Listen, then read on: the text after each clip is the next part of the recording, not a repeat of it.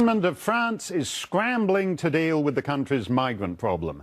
President Emmanuel Macron ran as a comparative liberal, but he wants homeless migrants off France's streets by year's end. That probably isn't going to happen, so now the French are cracking down.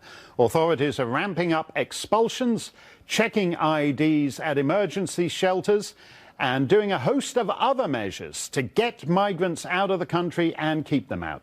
Does France have a lesson for America's own migration issues? David Tafuri is a former State Department official and advised the Obama campaign on foreign policy. David, it's always interesting to see how countries that have reputations as being more liberal and progressive deal with some of these issues. France expels 1 in 5 illegal immigrants. If Trump did that, he would literally be Hitler, even more literally Hitler than he already literally is, wouldn't he? 1 in 5 illegal immigrants get expelled from France.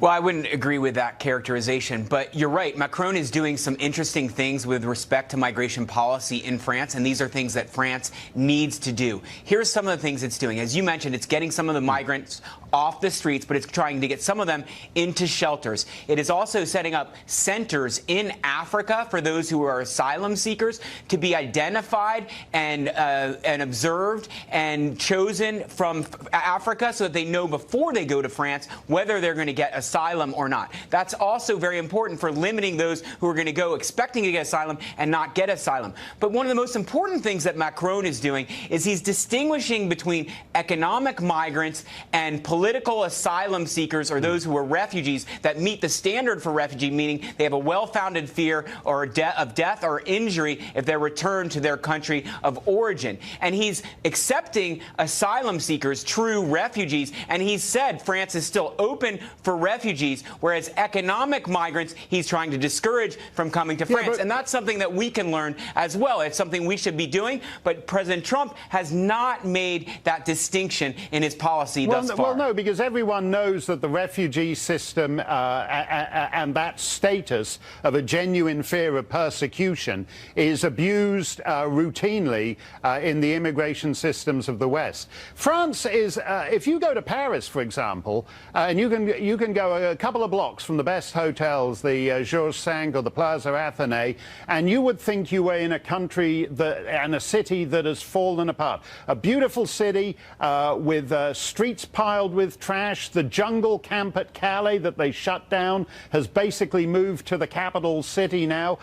Is this not a warning of what happens when essentially you have let anybody who can walk into your country stay in your country?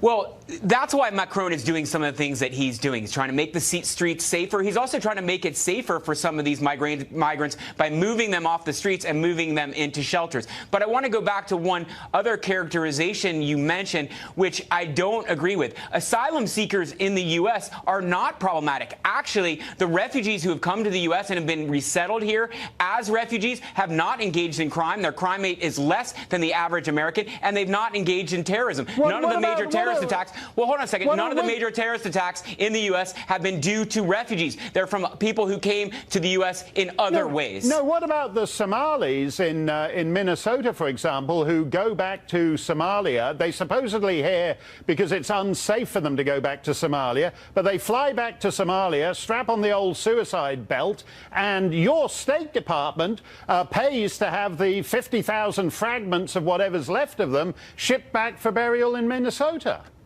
Mark, you got to look at the statistics. I mean, you can pull out one, crazy situation, but if you look at the statistics, asylum seekers and refugees in the United States have not engaged in crime and they have not engaged in terrorism. And it's because our asylum process has a very substantial vetting procedure. They're vetted overseas. It takes 2 years for them to go through that vetting process. They're interrogated. They go through questioning and background checks. And by the time they make it here through that difficult process, they normally are law law-abiding citizens who contribute to our society. Now, I agree with you, though, that we have to do a better job of limiting those who come from overseas who do engage in terrorist attacks, and there are many who have done that, but they have not come as refugees. They've come through other ways. They've come on visitation visas. They've come on family visas. They've come through other means, and those are the ones that we should be more focused upon. Well, what's the answer to that? Because if you look at the situation of Europe to Africa, it's actually more severe than North America to South America.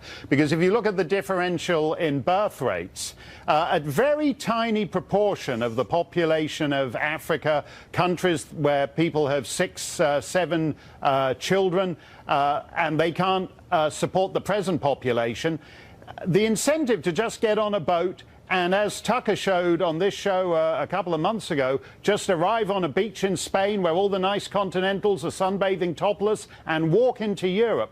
What's to prevent people from just walking into the developed world and overwhelming it?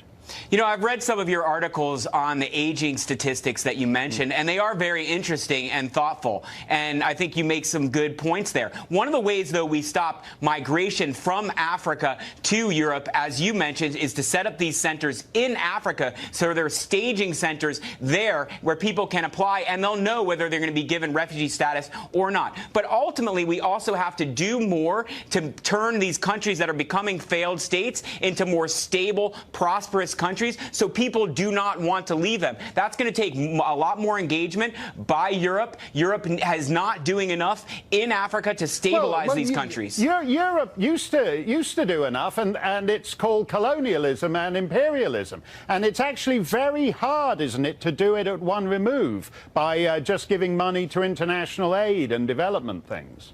Well, that's not just what I'm talking about. And obviously, there's something in between colonialism and zero engagement. We have to be engaged. We have to be promoting democracy. We have to be promoting economic prosperity. And we have to make these countries safe and prosperous and stable so the people stay there and they don't seek illegal migration. Thanks for coming on, David. We'll try and find where that sweet spot is.